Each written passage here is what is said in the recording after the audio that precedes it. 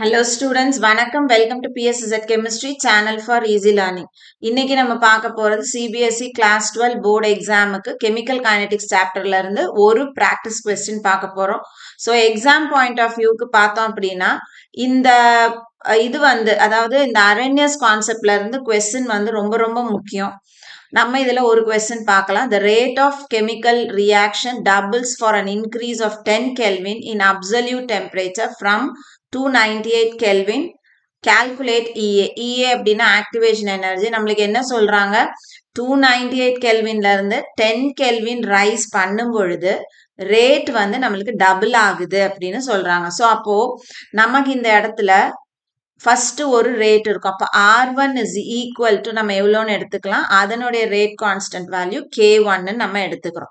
அடுத்தது பார்க்குறோம் அப்படின்னா அதனுடைய டெம்பரேச்சர் T1 நம்மளுக்கு கொடுத்துருக்காங்க 298 கெல்வின்.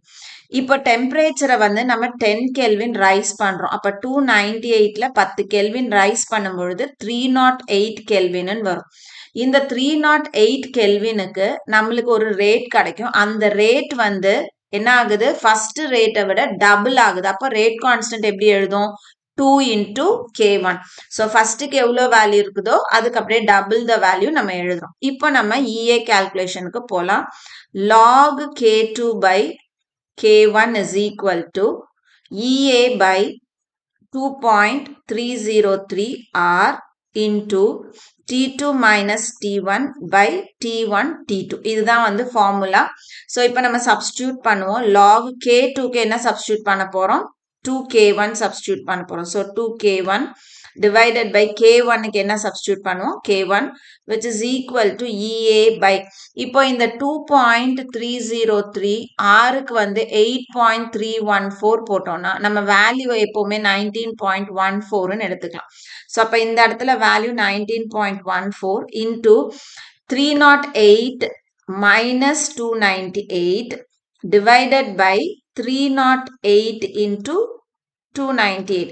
ஸோ அப்போ என்ன ஆகும், இதையும் நம்ம கேன்சல் பண்ணிட்டோம்னா இந்த இடத்துல இது log 2 is equal to EA by 19.14 into மேலே 10 வரும், கீழே 308 into 298ன்னு வரும். இப்போ நம்ம என்ன பண்ணலாம், EA is equal to என்னன்னு எடுத்துக்குவோம், EA is equal to log 2 into 19.14 into 308 into 298 divided by 10. So log 2 is equal to எவ்வளோ சப்ஸ்டியூட் பண்ணுவோம், 0.3.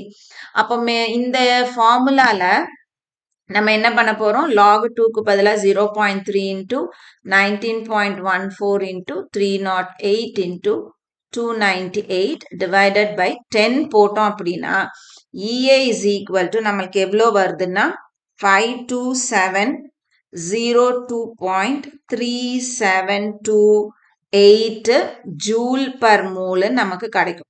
ஸோ நம்ம ஆக்டிவேஷன் எனர்ஜியை ஜென்ரலாக கிலோ ஜூல் பர் மோலில் சப்ஸ்டியூட் பண்ணுவோம்.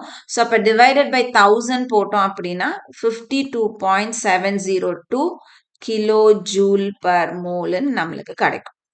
ஓகேவா? ஸோ இதே மாதிரி சிமிலர் கொஸ்டின் நம்மளுக்கு கொடுப்பாங்க. இப்போ இந்த இடத்துல நம்மளுக்கு என்ன பண்ணாங்க, 298ல இருந்து 10 கெல்வின் ரைஸ்ன்னு கொடுத்துட்டாங்க. சில சமயம் அவங்க என்ன பண்ணுவாங்க, ரெண்டு டெம்பரேச்சரா கொடுப்பாங்க. இப்போ எக்ஸாம்பிளுக்கு 298 கெல்வின், அதுக்கப்புறம் 308 கெல்வின், அந்த மாதிரி ரெண்டு டிஃப்ரெண்ட் டெம்பரேச்சர்ஸ் கொடுக்கலாம். ஆனா கொஸ்டின் இதே தான் இருக்கும். ஸோ நம்ம அந்த இடத்துல டெம்பரேச்சரை சப்ஸ்டியூட் பண்ணி EA கண்டுபிடிக்கணும். ஸோ இந்த மாதிரி கொஸ்டின் ஃப்ரீக்வெண்டா போர்டில் கேட்குறாங்க. ஸோ கண்டிப்பா இந்த கொஸ்டின் ப்ராக்டிஸ் பண்ணுங்க. தேங்க்யூ.